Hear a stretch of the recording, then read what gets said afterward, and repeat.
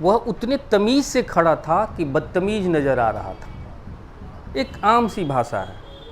65वीं interview देने वालों को शुभकामना। लेकिन यह जो केंद्रीय वाक्य है कि आपको इतना अधिक अपने को सावधान और विशिष्ट नहीं बनाना है कि आप वहाँ बिल्कुल अश्लील लगने लगें। इजी वे में इंटरव्यू देना है, खासकर ऐसे जगहों पर जहाँ की आपके अंतःवीक्षण हो रहा हो। आपके सब्जेक्ट्स मैटर या आपके टॉपिक्स ये महत्वपूर्ण नहीं है। आप किसी विषय के प्रति आपका दृष्टिकोण क्या है ये महत्वपूर्ण है किसी भी इंटरव्यू में। खासकर आप अपने जिलों के बारे में, आप अपने बायोडाटा के बारे में, आज के समसामयिक घटनाओं के बारे में, इन तमाम चीज़ों के बारे में आप एक अपना स्पष्ट व्यू रखेंगे। यहाँ अंतर्वीक्षण में मूलतः यह जांचा जाता है कि आप इस पद के लिए सरकार के मशीनरी में आप योग्य हैं कि नहीं हैं। आप कहीं नकारात्मक सोच के तो नहीं हैं, कहीं आप एग्रेसिव तो नहीं हैं, कहीं आप जिद्दी तो नहीं हैं, कहीं आप सांप्रदायिक तो नहीं हैं या जातिवादी नहीं हैं। ये सभी चीज़ों के लिए ही यहाँ इंटरव्यू आयोजित की जाती है। इसलिए आपको इन सब चीज़ों को ध्यान में रखकर इंटरव्यू बोर्ड के सामने जाना चाहिए।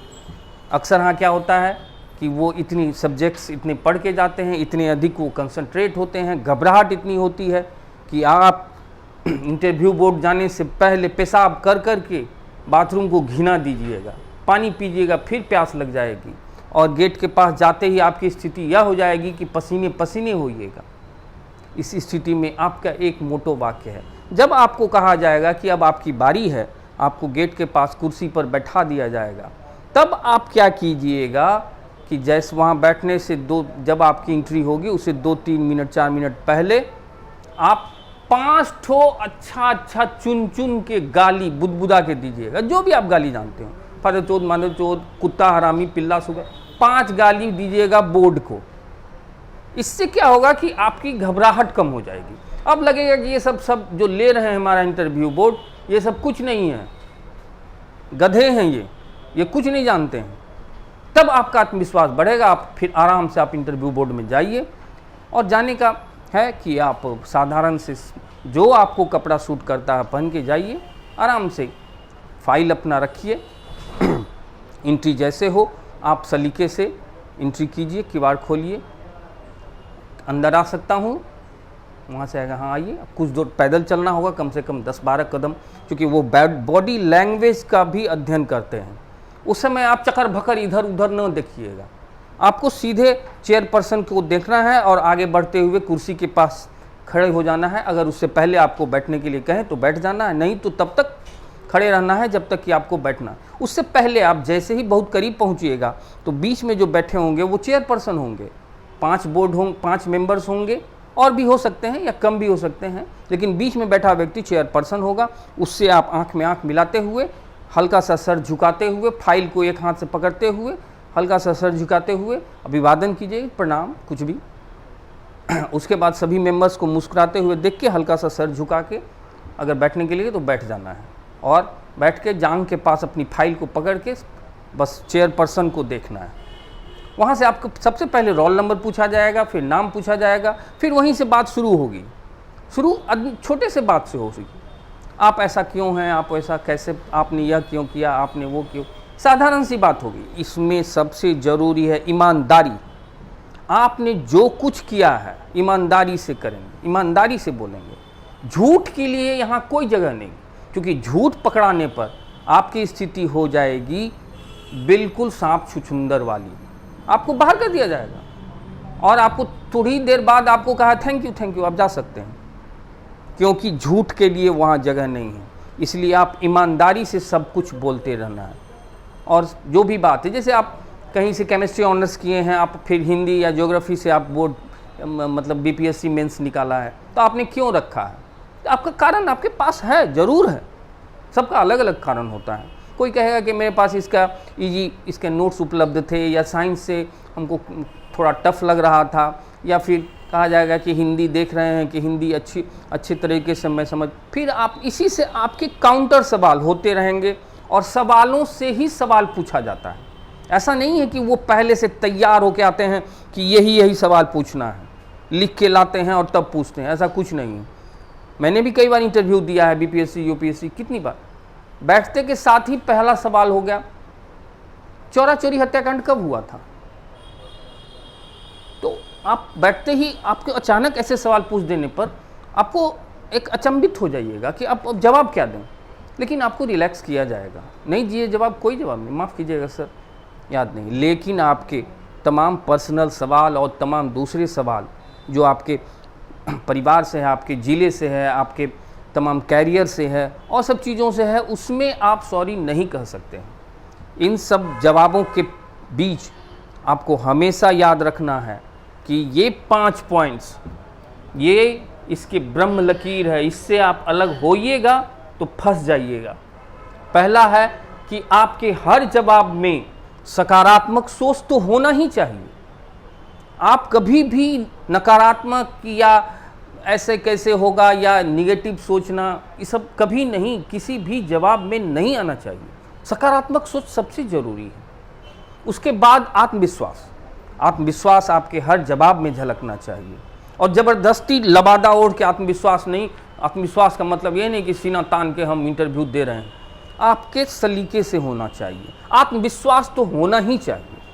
तीसरा है संविधान की सर्वोच्चता, कोई सर्वोच्च नहीं है, संविधान सबसे सर्वोच्च है, इसके आपके हर जवाब में नज़र आना चाहिए। और उसके बाद हाशिए पर के लोगों की बात, या गरीब गुरबे दबे कुचले वैसे लोगों के बारे में आपके जवाब में हमेशा झलकना चाहिए कि आप उनके बारे में कैसा दृष्टिकोण रखते हैं। और तीसरा है सरकार के विरुद्ध नहीं जाना है। सरकार की किसी भी चीज़ों को आप दोषी नहीं ठहराना है, आप दोषी ठहराइएगा क्योंकि आप खुद मिशनरी में जा रहे हैं, आप सरकार में शामिल होने वाले हैं, आपकी उस व्यवस्था में जाने वाले हैं और उसी पर आप उंगली उठाइएगा तो आपको कैसे चुना जाएगा। ये सब 5 चीज़ों को हमेशा जवाब रखना है। और हाँ, बेसी फूहड़ भाषा में नहीं बोलना है, लुच्चा लफंगा या हल्के शब्दों की भाषा का प्रयोग नहीं करना है। सलीके से अच्छी हिंदी बोलना है, सलीके से आपको जो भी भाषा आपके पास है बहुत सलीके से, बेसी अलंकृत या पूरी तरह से उसको ग्लैमराइज करके मुंह टेढ़ा करके ये सब करके जवाब नहीं देना है। एक सलीके से जैसे जवाब होता है, कुलीनता झलकनी चाहिए। आप कुलीन हैं या नहीं है कोई फ़र्क नहीं पड़ता, लेकिन आपके हर जवाब में वो बात तो आनी ही चाहिए कि आप इस पद के लायक हैं कि नहीं। कई ऐसे सवाल होंगे जिसमें आपको ये सब चीज़ जांचा जाएगा, पूछा जाएगा सामान्य सब्जेक्ट से।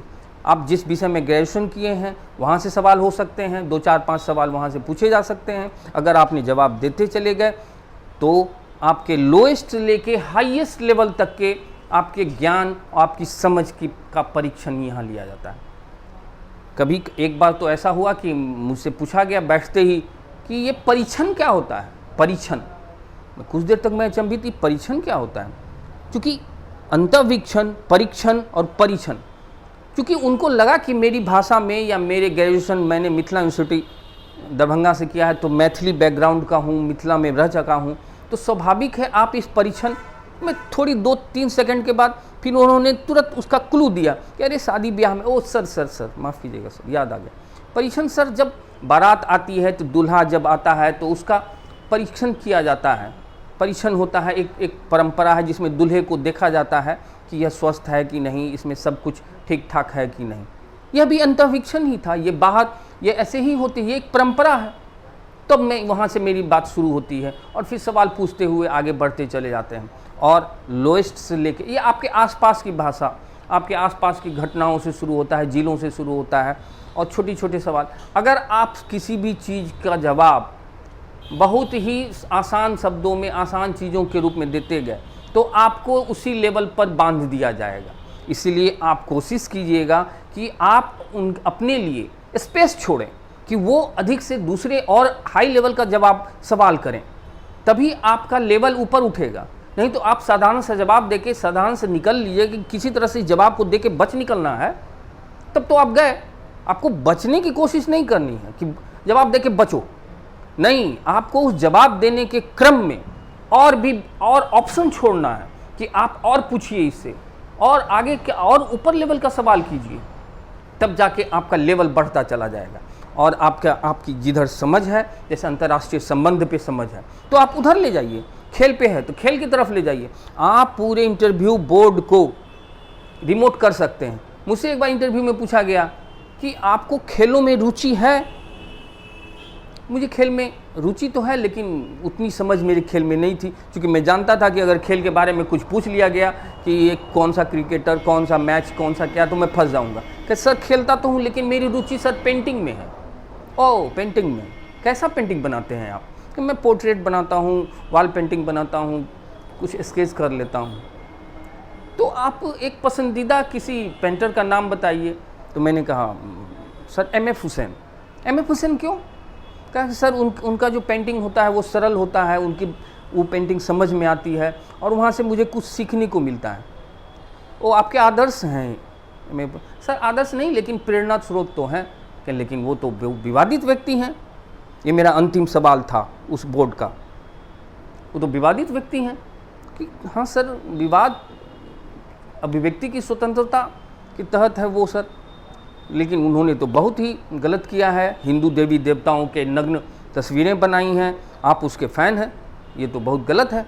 कहा सर अभिव्यक्ति की स्वतंत्रता होनी चाहिए, लेकिन सभी अभिव्यक्ति के वालों को एक अपने दायित्व का निर्वहन भी करना चाहिए। बस इसके बाद बोर्ड से मुझे थैंक यू कह दिया गया और मैं बाहर आ गया। कहने का मतलब ये कि आप जिस चीज़ के बारे में आप कन्फर्म हैं, उसी के बारे में आप बात कीजिए। जैसे आजकल एक सवाल बहुत आसपास जो है, पेगासस कांड। पेगासस कांड में पूरा संसद और पूरी व्यवस्था, पूरा राजनीति तंत्र सभी हैं कि इस पर एक जांच आयोग बैठाई जाए, सरकार इस पर जांच करे। क्या आपको लगता है इस पर जांच आयोग बैठानी चाहिए? सरकार इस पर क्या एक हाई कमीशन या उच्च स्तरीय जांच बैठाए? क्या ये सवाल सही है या नहीं? सरकार के विरुद्ध भी जा सकता है। कारण ये कि सरकार अगर इसमें फंसती है तो पूरी व्यवस्था चरमरा सकती है। इसलिए आपको हमेशा इस पेगासस कांड पे अगर पूछा जाए कि क्या पेगासस कांड पे उच्च स्तरीय जांच बिठाई जाए, कि हाँ सर बिठाई जाए, लेकिन इसमें एक बात जोड़ना होगा। सर बिठाई जाए जरूर, लेकिन सत्ता और राष्ट्र के विरुद्ध अगर कोई घटना होती है तो उसको जरूर ध्यान में रखा जाए। इस पेगासस कांड में जांच जरूर बिठाई जाए, लेकिन सत्ता और राष्ट्र के विरुद्ध अगर कोई जांच में बात सामने आती है तो उसको जरूर कहीं महत्व दिया जाए। ऐसे ही सवाल होंगे। कहने का मतलब आप जहां फंस रहे हों वहां लेकिन लगाइएगा। एक चीज़ से दो शिकार हो जाएंगे। जहां भी, जैसे क्या जी वहां बाबरी मस्जिद विध्वंस के बाद एक विशाल राम मंदिर बनाया जा रहा है, क्या सही है?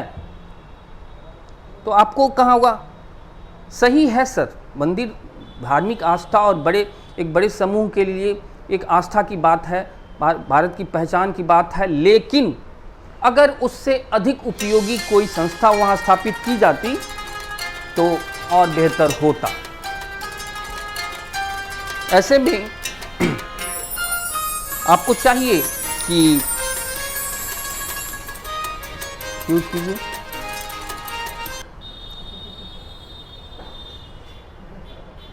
तो ऐसे में लेकिन लगा के आप जवाब देके बच के निकल सकते हैं।